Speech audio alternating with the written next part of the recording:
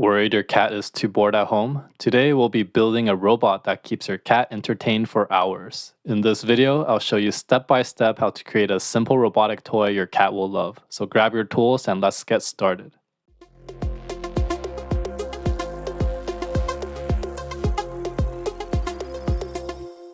If you're new to my channel, I have a website at kevinwithrobotics.com where I have a bunch of resources on robotics and computer vision. So check it out and subscribe to learn more. So we're going to be using these sick actuators from Westwood Robotics. So we're going to figure out how to attach a link to it. So nice thing about it is there's 6 holes here that we could use some mounting screws. And then the idea is we're going to have a cat at the bottom that's going to try to play with some toy that's going to be attached to it. So we're going to do this by attaching a little string to a hole in it. And it could be some mouse that's attached to the string. So now the cat is going to be pretty ferocious and try to grab the mouse. Okay, but how are we going to mount it? What's nice about these motors is they have these holes on the bottom, so we could go ahead and have 4 holes and then use the screw holes, and then we're going to put this plate on the bottom, mount it on a table, and then use some kind of clamp to clamp it down. So we'll start off with the top plane and we're going to figure out the diameter that we should be making it. So we're going to go ahead and start off with a circle, make a rectangle, and then create another circle. This will create our linkage. We're going to go ahead and extrude boss this to create an actual body. Then what we want to do is make some mounting holes that will go to the motor. So this is going to be a little circle here. That's going to be our clearance hole. We're going to do a circular pattern for this. So this will create the total of 6 holes. Now we could add the last hole. We're going to go ahead and draw a circle and extrude cut it, and it's going to be ready to go. Now we're ready to put our part inside our Brushless slicer, and this will prepare our part for 3D printing.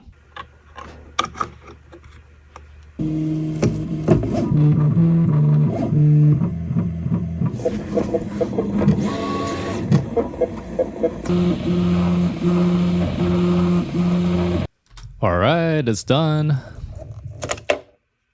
Look at that. Turned out really nice. Okay, so now we're going to make a mounting plate for this motor. We're going to use some of these dimensions here for our M3 screws.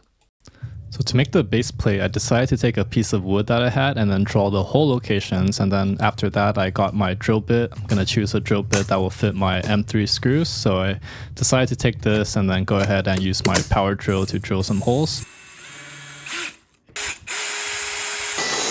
So I ended up test fitting this and found out it didn't fit too well. So I went ahead and made a new plate. I just started off with a simple rectangle, added some holes, made them counterbore holes so the head of the screw doesn't stick out.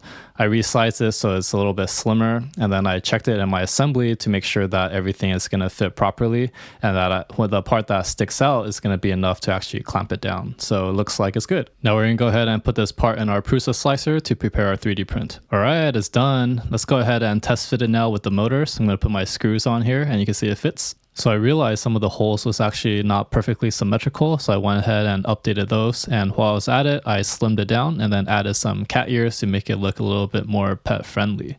I noticed the ears were a little bit pointy, so I went ahead and added a fillet, and then I mirrored it to complete the ears. Now we're ready to pop it into our Brushless slicer and get it ready for print. And look at that, it turned out really nice. So we're just going to go ahead and attach it to the motor by using 3 screws here. That should be enough to hold everything. So you can see here we're using the Z battery with the 5200 milliamp hour. They have these connectors, so you need to use an adapter, and then that will connect to the motor. Now we're ready to test it out. So first test here is going to be in the spring mode, so this will make it act like a spring. So to understand this behavior, you can imagine if there were a spring attached to the end of this, and if you have this equation F equals to Kx, so what this tells us is that the more distance you displace pushing it down, then the more force you're going to feel. So this is the behavior of a spring. And the second test here, we're just running a sine wave, so it's just going to oscillate back and forth. Now we're ready to attach the toy to it.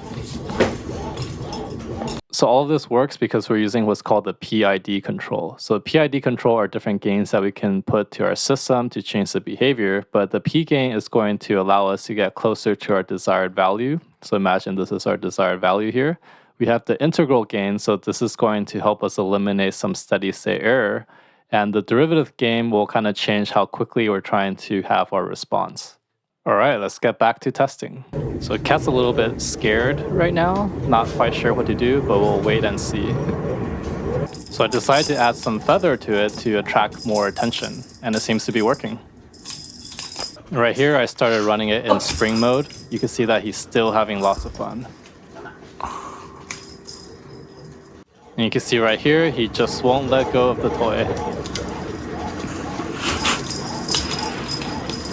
Alright, hope you guys enjoyed it. See you guys in the next video. Make sure to subscribe for more robotics and AI.